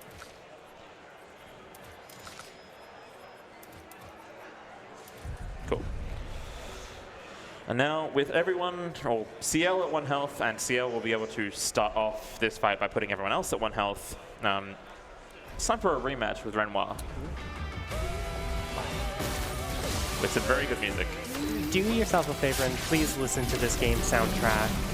Just play the game, actually. Just play the game. It's so phenomenal. So there's a little quirk in this fight. It kind of technically has multiple phases, but unlike the other fights in the game, actually let me do this real quick. This is like the best attack to get. Oh my god. He will kind of just heal himself to full when he's below 50% health. So what we're going to do is we're going to kill him before he gets to do that on one of his turns. Yeah. Like that. Yeah, so now we have applied 24 Tel, and only one of them got consumed in. Very nice job. Yeah, so Renoir 2 is like a really scary fight casually, because like his second phase, he heals to full after you just do all of that damage. He also applies a buff on himself that gives him 2 turns per one of his turns. It is scary. It's very scary, but if you just kill him before he gets like... So at the end of any of your turns, if you were to... How do I phrase this? Like, if you were to end one of your turns with him at below 50% health, he will interrupt you and do the full heal. Yeah. But because we do all of that damage with a gradient attack and then a normal skill, We need to be as it's what lets us kill him before he gets to interrupt us. Because of that play it again effect, basically. Yeah. And here we have the Paintress. We want to quickly critical burn and energizing stun. So this fight's actually weirdly on a pretty strict script. She will basically always do the same thing. Like, not even basically, we'll just always do the same thing every single time.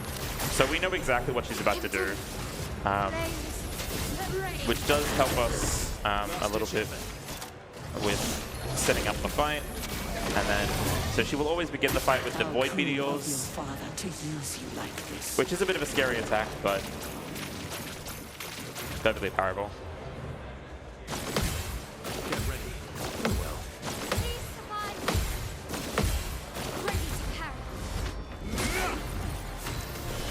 Same deal, give CL the double damage buff. We're gonna put Mael back in Virtuos here, the first time in a while. And an interesting little quirk is we want to make sure that so here's the first gradient attack we see in the run. Yep. It has a special parry buff, and that's just pretty much all it is. So we actually don't want to kill her on CL's turn here, which is planned out to not do that. We want to specifically kill her on her turn, because then the next phase begins with her using a particular attack, or begins with her summoning a weapon, and that uses up one of her turns. But if you phase on one of your turns, she will add a turn in to be able to summon that weapon. So because we phase her on her turn, she will now use up her turn to do this and avoids an extra turn of hers actually attacking us, because she won't attack us on this turn. Just lets us squeeze out a lot more damage without her really needing to interrupt us.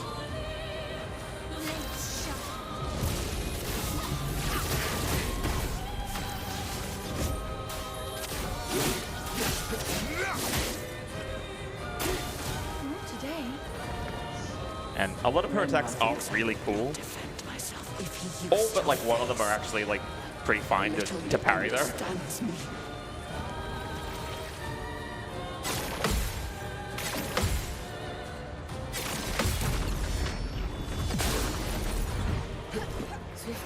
Did we do the thing where, yeah, Now CL is in that Twilight mode, and we're going to buff our damage up.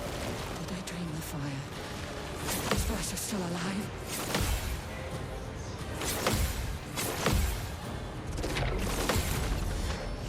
Alright, and she's dead. Yep. Like this phase is now going to be over. Yep.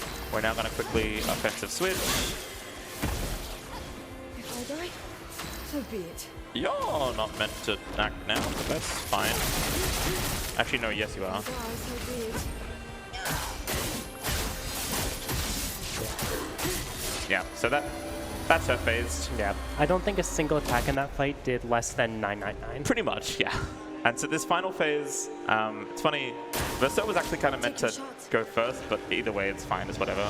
It won't be that big of a deal. That is, funnily enough, actually usually the worst outcome. She can, in this final phase, and that's the painter side actually, now to skip 30, 40 minutes of cutscenes. Yeah, it is long. Yeah. That final phase of the painter, she's kind of given up, and she can't really do much more other than, like, she heals and just shields you, which is kind of funny because of how at Death's Door works, where we want to be below certain health thresholds. If she heals the person that's about to actually do damage, it can actually make them do less damage to her because of the buffs that we have on them. So here we are, we finished Act 2. We're in the epilogue here with Alicia, who looks weirdly like Mael. Don't worry about it, it's fine. What do you mean, that's Shadowheart? You're right, this is Shadowheart and this is Lysel. Apparently has. No. Help her do what? Honestly. Bonus dialogue. She's a grunt. I don't have time. The mouse loves to kind of wrest control away from you and pick options, dialogue options that you wouldn't want to. I'll fight this. Can you handle that? There's a lot of lore that's suddenly being dropped in you in this, in that 30-40 minutes that we just skipped here, and in about the 20-30 minutes we're about to skip right now. Lots of things kind of happening and being revealed. None of it bad though. None of it. Well. Yeah, none of it's at all bad. It's fine. Don't worry about it. Nothing bad ever happens in this game. But please absolutely do yourself the service of playing this game and enjoying its story. It's fantastic, and skipping through it can never do it enough justice. I love this thing to bits. And now we have unlocked the ability to do more than 9,999 damage, which we will use for precisely 2 fights. I hid the Celestial weapon not required. Yeah. FF10 reference. Exactly. Just shout out to the like 4 other people who might have gotten that reference in the crowd. So here, lots of cutscenes skipping again. Basically, I'll say because we're about to have it happen anyway. The curator we find out to be the real Renoir. There's lots going on there. Sacre bleu. And Mael has white hair now, don't worry about it. So we just unlocked probably what is known to be one of the strongest skills in this entire game from Mael. And now everyone's mad at Verso for some reason. I don't know, it's crazy. Sorry about it. Something must have happened in the cutscene. Yeah, I don't know. So Stendhal is an Act 3 only ability for Mael, and it will do disgusting amounts of single target damage at the cost of like debuffing Mael. But now that we can break the damage cap, we don't really care that it debuffs Mael because we just one-shot everything that we need to fight ever, basically. So we have to kind of go through around camp and have a little chat with everyone before we can continue on. There are a few glitches that you can do to skip party members, and before we found out how to skip this section, those weren't really able to be used in full game runs because this part hard requires you to chat with everyone in camp. So you're just hard locked. And so if you don't have CL in your party, you can't talk to CL, and thus you're just prevented from being able to finish the game. But now, thankfully, you might have been able to see a little bit in that paint just fine. But SGA now has the ability to fly, which now he is our airship. And we need to now head back to Lumiere and defeat Renoir once and for all. So we're going to head straight back over there now that we can just fly back over town. Things might look a little differently, but don't worry about it. It's fine. It's fine. One last cutscene. I like doing this menu here because I love the music in this section.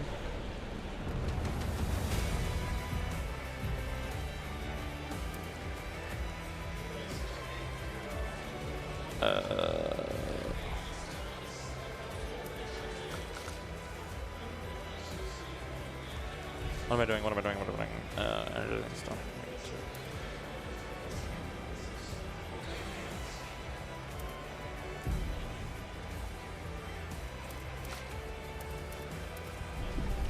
Alright.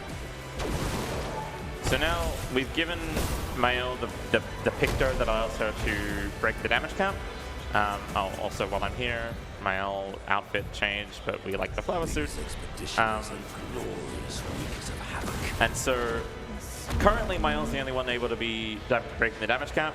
If we were to learn that picture as Illumina, then everyone could, but we're not going to be doing enough fights that would ever matter, and Mael's the only one we ever need for the rest of the fight anyway. So here we do one last little rest. We do an intentional fight here. Well, I messed something up, but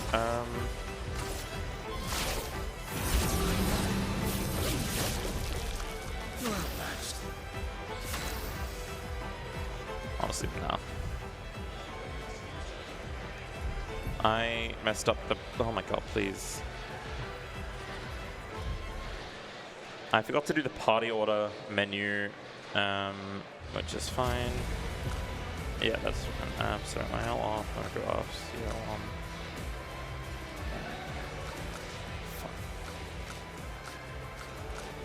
Hang on. So how the first turns work is that it's based on the party order. And so by cycling off and on party members that we've been doing throughout the run, we can kind of manipulate whose turn is going to be first. That was the one part of that long menu that I did earlier that I missed. And so the turn orders were slightly wrong, and Mael wasn't going to be able to get enough turns to be able to make that up, so it kind of was a bit annoying, but here we are. So now Mael is able to do this. Just a casual 83,000 damage. Yeah, and that's nerfed. Yes. Yeah, current patch heavily nerfed Stendhal's damage. Yeah. I believe by 60%, I think it was, or was it 80? I think it might have been 80. Yeah, I think it was 80. Which, like, granted, it was doing so much damage that the 80% damage nerf that it took, we only had to make up for it by about 40% for it to still one-shot what we're about to do. Yeah, like, for reference, I believe on release patch, where it did 83,000 damage there, I think it was hitting for over 200,000. About that, yeah. Without Virtuo stance. Yes. So, The 32s. So yeah, lots happening here. Basically, Lumiere has been taken over, and we need to kind of take it back as it will. That sounds bad. Yeah. And then, okay, so we're actually going to use the barrier breaker weapon that we got earlier. It is quite of a strong weapon, but its passive effect has to do with destroying shields, which is quite apt. And so it doesn't begin her in Virtuo stance, which is what we kind of need her to do in most of the other fights. So we don't use it until now, because we have other ways of putting her in Virtuos now as it is. This is meant to be a guaranteed fight, but we can just kind of jump around it and it's fine. I did not actually know you could do that. Yeah. Yeah, so the Medallum is very good for its passive. However, to kind of make up for it, to try to balance it, it does have significantly less stats. Like significantly less attack power than some of the other weapons that she has. And so Barrier Breaker has quite a lot of attack power, is innately a much higher level without having to upgrade it, and can help us reach damage thresholds that we would need otherwise. Yeah. This last little section is just kind of a lot of running, so if there's any last donations before we reach the end of the game, that would be a good time.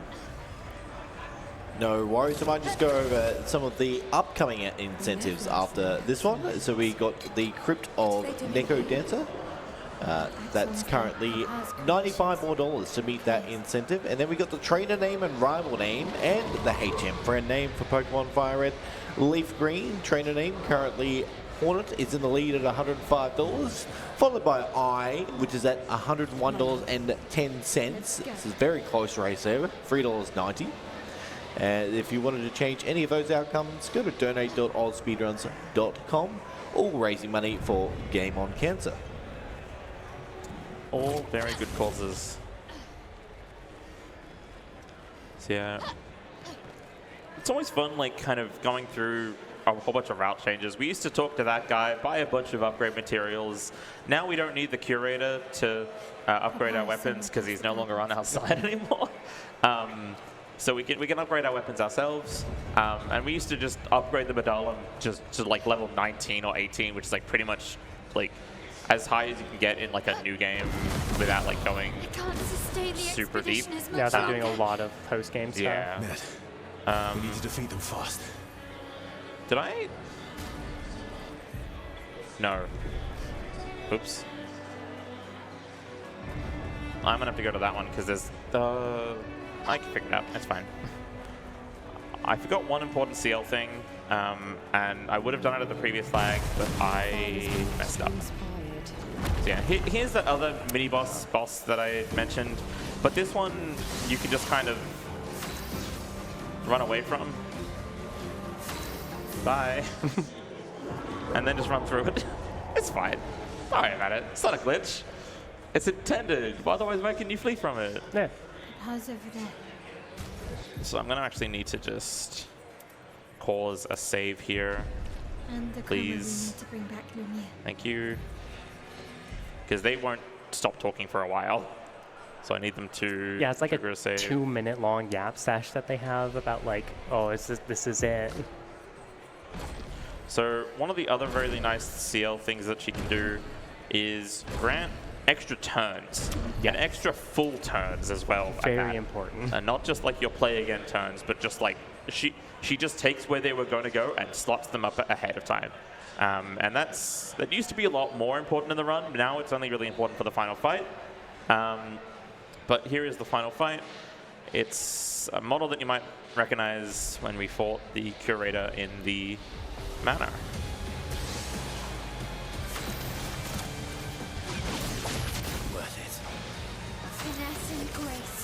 Yeah, CL, Mayo got a Victor that lets her get an extra turn when she goes to 1 health, so we can kind of buffer her up as we need to, and then Stendhal still does that much damage. Yeah. Again, before the nerf, that would have been over 1 million. Yeah, one easily.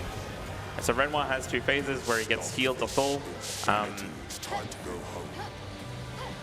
We can do a little dance.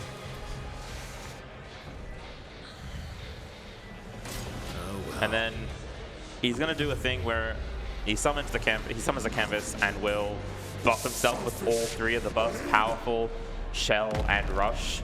What we're going to do is that we're going to give Mael another turn here with CL, and then we're going to use that to apply defenselessness, which will override the Shell buff that he has just given himself. Ready? Your turn to shine. I can do it. Then we just need to dodge 1 attack.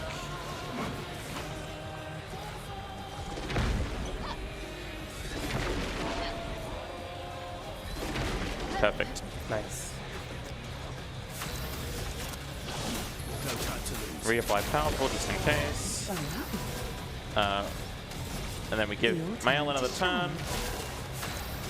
Use her Radiant attack to reapply Virtuo Stance and do a little bit of damage. And now calls her to 1-shot phase 2. with the damage that we dealt otherwise. Yeah. Damage, like, any less damage there, and that wouldn't have taken out phase 2. We've calculated, like, very precise amounts of damage with that. And that is the end of the real final boss. There is one little extra fight that we have before. It's great that she says not this time because you don't see the first time he does what he's about to do. So at one point, he does this big grand attack where he flies around the whole arena and then hits you with his ultimate attack. And then it's meant to be like he does it again, and then Mael interrupts him and finishes the fight. But yeah, because we just do so much damage that never happens. And so it's just kind of a bit awkward, but it's what it is. So here it is in the final fight here. Just grab that. This is fine. We're choosing to play Mael because why wouldn't we want to play as Mael? Yeah, she does damage. So same old. We're gonna apply Virtuose, and then goodbye. And time coming up is now. Whew. And we'll just skip all this. Great job. I'm very happy with how that turned out. And no crashing. And no crashing. That is... especially after my performance at ASM, I was just kind of worried. And that was Expedition 33. My name is Kenorah, and with me I had Kyrie. Stay tuned for the rest of the marathon. Thank you everyone so much for tuning in.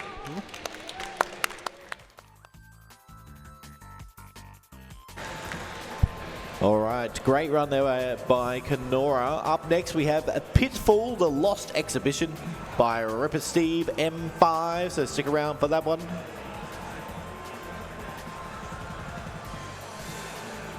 And welcome to PAX 2025 ASAP.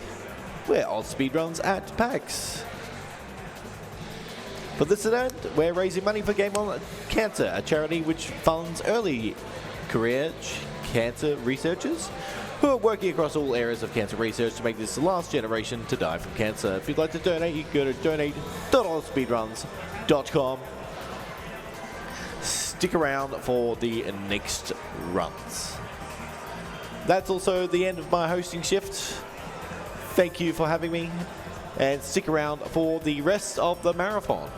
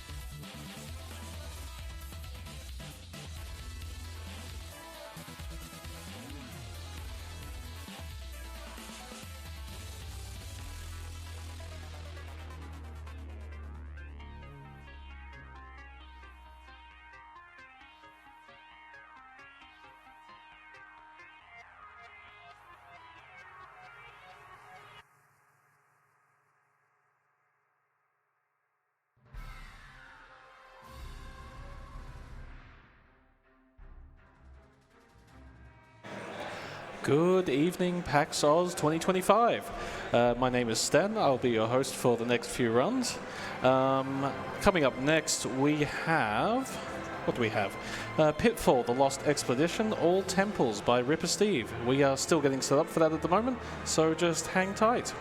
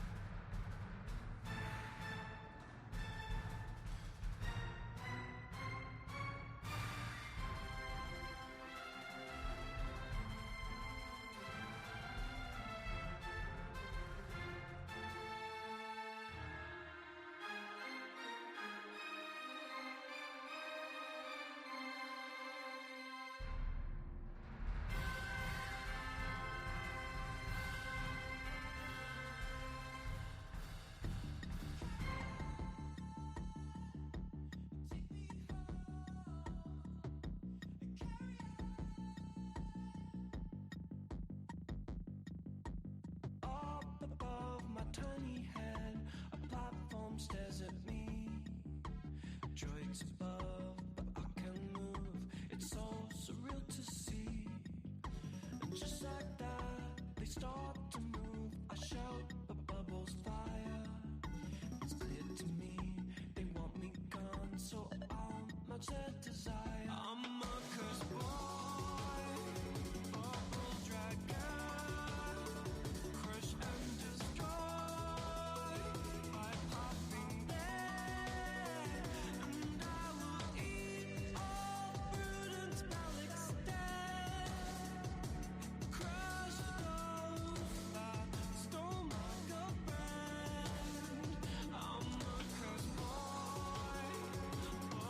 Dragon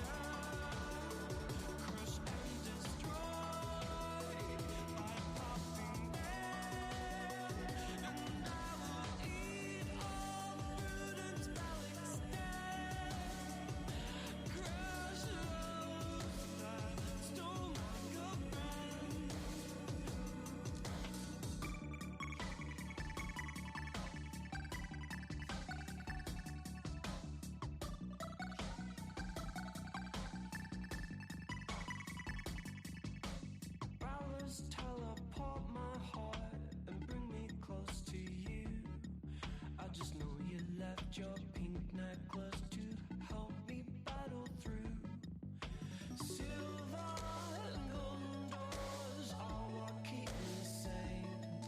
A reminder my love's never died. OMG, a candy cane. I'm a cursed boy, purple dragon, crush and destroy by popping there, and I will eat all prudence while extend. Crush those that stole my girlfriend. I'm a cursed boy, purple dragon, crush and destroy by popping there, and I will eat all prudence while extend. Crush those that stole my girlfriend. I'm a cursed boy.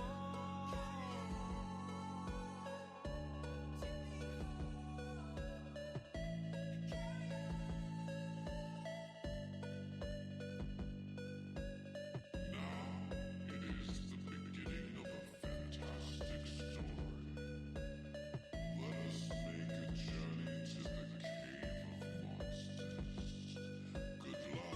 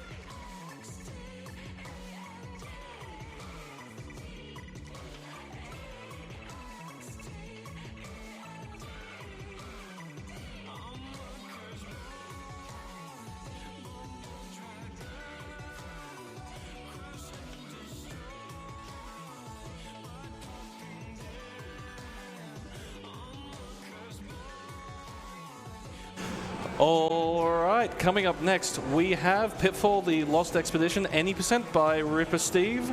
Ripper, take it away.